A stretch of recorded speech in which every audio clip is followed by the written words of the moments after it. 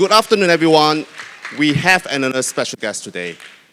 So he is a French Malaysian who is very passionate about analog photography. So as you can see, a lot of there's some cameras here. At the end of the session, you can just come and have a quick look because some of them I think you may not have seen before in your lifetime. So it's good that you can have a quick look at the end. So I went to visit his studio and saw this massive. The poster just now is a massive camera box that he built from scratch. So I will let him tell you more about everything about photography. So let's welcome Mr. Antoine Loncle.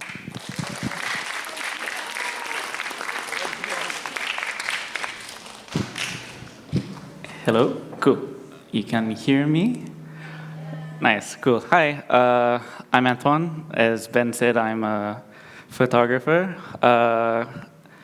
I mainly specialize in analog processes. So analog is film, alternative processes, kind of basically old school photography. I work as an independent photographer. That means I'm my own kind of boss and I work for myself. And I also largely consider myself more of a photographic artist. We'll get into all of that in a little bit and what that all kind of means. So I figured I want to tell you a little bit about myself, a little bit about the history of photography. And I figured the best way to do that is kind of simultaneously, because as I got more interested in photography and I got more curious about the things that I wanted to do with my photography, I ended up going backwards in time through kind of photography and the history. So it would be a good kind of parallel to see how photography progressed, but also how I progressed in my career, I guess you could call it. So the first intro for me into photography was obviously digital photography. And it's kind of a cool thing when you think about it, that everyone in here has taken a photograph. And there was a time in history that was a very, very rare thing. But each one of you has a mobile phone, has a digital camera. You've taken all sorts of photos, I'm sure. So that's already kind of, we're on the same page there. And it's really cool because it's a great tool to kind of understand how we communicate visually to one another. It's a way for you to kind of express yourself, and it's so readily available. So I encourage you guys to keep taking photos already. So I started out shooting digital. The way I kind of got into it was that I was in a band when I was about your age in high school. So that's me behind the drums. Some of us were playing music together, so we do performances and stuff. So I was kind of always upset that we never got cool photos of ourselves or of the band that we would play with. So I decided I'm going to pick up a camera and I'm going to do the photos myself. That's how I got into digital photography. That's how I started seeing that there was kind of a demand as well for taking photos of other people, and that's kind of how I started into doing that as a job. So that's me at my very, very first photography job. I was shooting a music festival of independent artists. I kind of wanted to start doing that a little bit more professionally, so I contacted the organizer and I got in, and I was able to take some photos of all the artists who were playing on stage. I did a little photo series as well of a lot of these artists after they had finished the shows. So they were all sweaty, they were all really excited, and they had a lot of energy. So we just pulled them aside after they had performed against a simple white wall, and we took a few photos. And that ended up being really interesting and really fun. A lot of the artists really liked the photos, and they wanted to use that as their promotional material, and that's kind of what got me more and more interested into doing this as a career. After that, I just kind of expanded a little bit more on doing music photography. I ended up traveling with a lot of these artists, going to a lot of the bigger shows. Eventually, I started shooting bigger and bigger artists.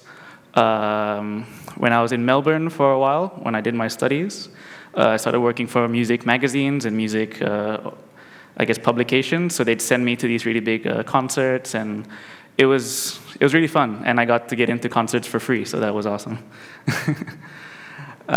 So after that, a lot of my photography journey, I guess, was fueled by curiosity. I was really interested into what more I can get out of my work, what more I can do to make my photography more interesting.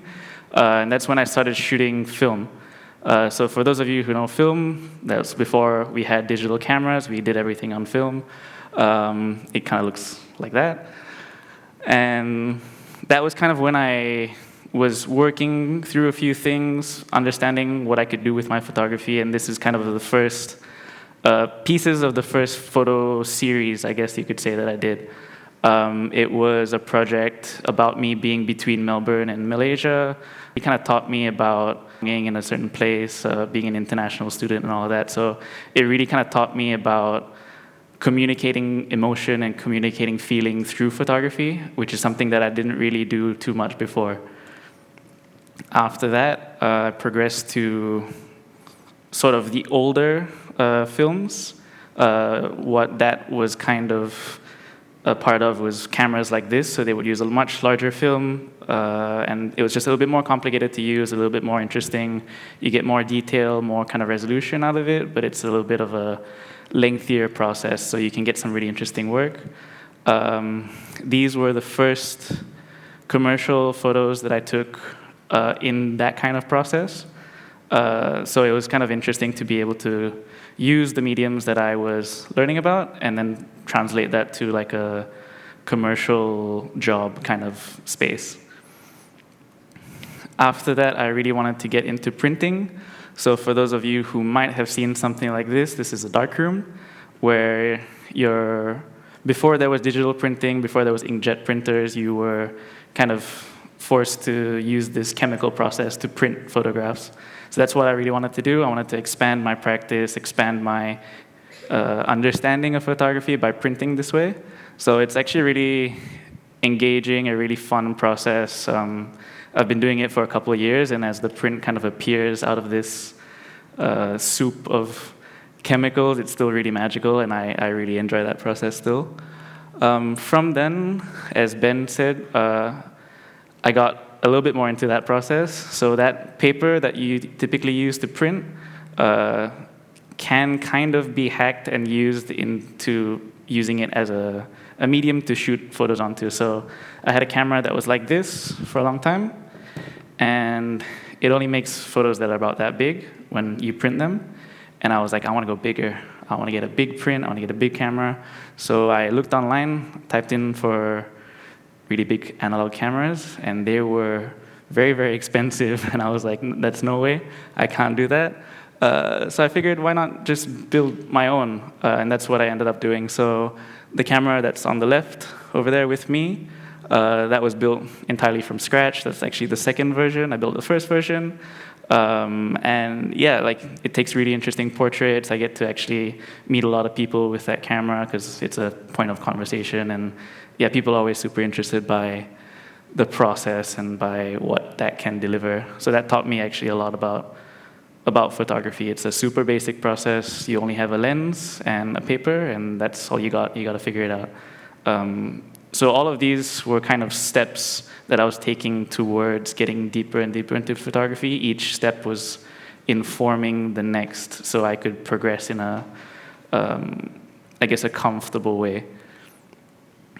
So this is, I guess, one of the oldest processes that I have tried out, and it's called the wet plate collodion process. So it was originated in the 1850s, and this has sort of been my holy grail. It's the process that I was working towards from the beginning, as far back as I can kind of go in terms of our photography techniques and mediums. So it's a super in-depth process where you have to pour raw chemicals onto a piece of glass. You put the piece of glass into the camera, you shoot it, and then you have to process it. It's super, super basic. It's the first photography process that there was, essentially. And then over the lockdown, I got really bored and cooped up in my house, so I figured I'm going to make something a little bit interesting, and I made a camera obscura. So this isn't necessarily a photographic process, but it was one of the earliest understandings of photography, I guess. What they would do is they would build a little shack or like a tent, kind of in the wild or out a window, and with a very, very tiny hole in one of the walls, it would actually project light through whatever was outside, and they would use it as a drawing tool. So a lot of artists, they would put their paper on the opposing wall, they'd let the light shine through, kind of like a projector, and then they'd trace the outline of the landscape, or if they were doing an image of a castle, they'd trace the outline of a castle or the village and kind of work from there. So that was kind of the first understandings we had of physics and photography and the way light kind of interacts. So I kind of set out to do the same thing, but in my apartment, because I couldn't go anywhere. So that's me with my big blacked out apartment balcony. And yeah, we spent quite a bit of time trying to figure out the logistics of it, but eventually we resulted in some pretty interesting photos. So that's kind of the projection outside. That's me for scale. And there's kind of a big wide area of the image. So what I tried to do is I can actually capture that by placing a lot of small pieces of paper that were light sensitive, and it resulted in this really big 4 by like 5 foot image. So that was just kind of experimenting and trying out all these different processes. And that's kind of where it brought me to today. So after all this experimenting, all this kind of looking into different processes of photography, different processes of processing prints, where does that leave me now? So I guess the easiest way to break it down is that I kind of have 3 sides to my photography work, if you can say that. So the main first category I consider is that I'm primarily an artist. I use a lot of these processes to make exhibitions and publications. I send them in for grant applications, and I make work with these processes.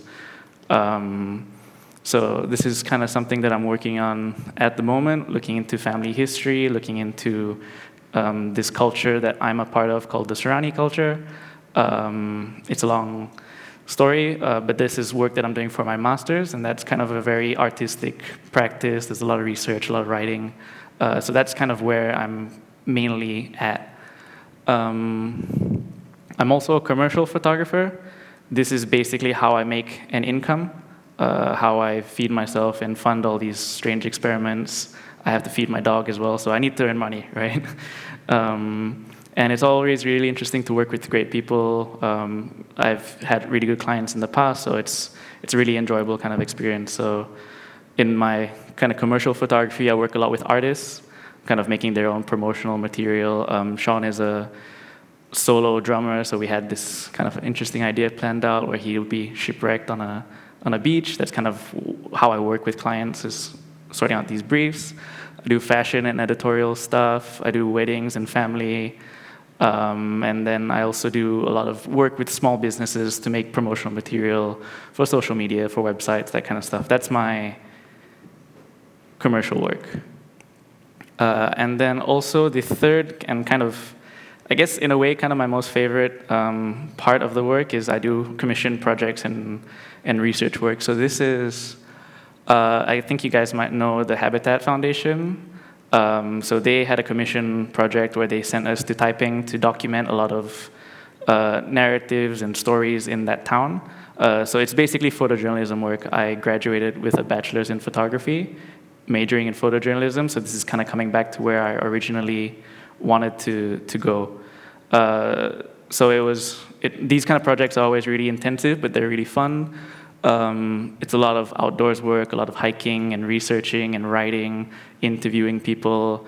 But in that process, you really meet a lot of interesting folks. You hear a lot of interesting stories, and you also have the privilege of being able to tell that story to a wider audience.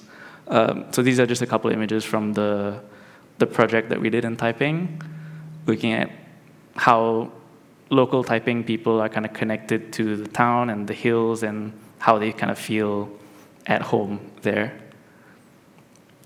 So that's a question I get quite a lot, that my photography is very diverse. I do a lot of things. I get approached by a lot of colleagues as well, where there'll be a landscape photographer and they'll be like, why don't you just focus on one thing? Why don't you just do landscapes like I do? Or why don't you just do portraits in a studio like I do? It's a bit of a complicated question and answer, but my simple answer is that I get really bored. I get bored of doing the same thing a lot, so I kind of have to diversify and do a lot of things to keep it interesting for me. This is kind of why I went down this rabbit hole of analog photography, trying to understand more about it, but also because I'd get bored of each kind of process, and then I'd want to find out more and be more curious. So the complicated answer is that as a creative, in a creative field, in a creative job, I still need an outlet to kind of express myself. I guess like a little bit of a real talk situation is that burnout can be pretty real when it comes to a creative job. Imagine taking the thing that you love doing, it's whatever it is, sports or reading or writing, and turning that into like a full-time job. It gets a little bit complicated when you're adding the stress of making money out of it. So all of your creative energy kind of goes into being good and putting yourself out there, making work for clients, and then by the time it comes to you, you've got that much creative juice left, and you're like, it's okay, I'm going to do it tomorrow. So it's kind of that thing where if I have all these interesting jobs, this week I'm in the studio, next week I'm on location, the month after that I'm in Singapore, it keeps things interesting for me, and it keeps me kind of topped up my creative juices, if that makes sense. Like everything is a little bit more diverse. But also, one of the main reasons is that kind of everything I feel is connected. When I do an artistic practice, that kind of teaches me about, creation and narrative and kind of making things appealing and interesting. My commercial work is very technical, so that teaches me the techniques that I need to make these things. When I do my documentary work, it teaches me how to work with people, how to talk to people. So everything kind of feeds into one another. A good example of that was the shoot that I did previously. There's this element of narrative storytelling that comes from maybe a journalism side. There's an element of technical ability, which comes from the commercial side. And then there's this idea of kind of artistry and, playing and experimenting that comes from the artistic side. So all of these kind of elements combine into kind of making the work that I make across the board.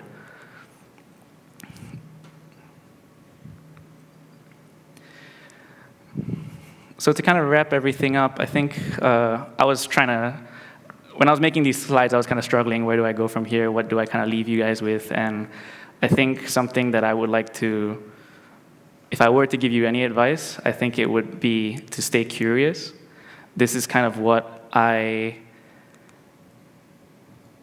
do, and that's kind of my motto in terms of what I create and what I make. I'm curious about photographic processes and how they work. I'm curious about the stories that people have to tell, and I want to document those. I'm curious about a lot of things, and that has really kind of pushed me in my process and pushed me in my art form. And I think that can apply to anything that you do. Being curious and always wanting to learn more about what you do makes it more interesting, but it also kind of adds a little bit more and more skill to your repertoire, I guess. So yeah, if I were to leave you with anything, be curious, don't be afraid to go out and try things. And that's all. Thank you. If you like, you can follow me on social media, website. I'm around Penang, so it's all good. Yeah, so Mr. Loncle's studio is actually located at the back of the Hinbas Depot. Yeah. Yeah, so yeah, you can, if you see the ceramic shop, it's the same lot, so you could see his studio at the end of the corridor. So thank you so much once again. Thank you. So as I mentioned in the beginning, if you want to have a quick look on the camera, you can just come on stage very quickly, and then before we proceed to your next lesson. Okay. So otherwise, I will see you next Tuesday. And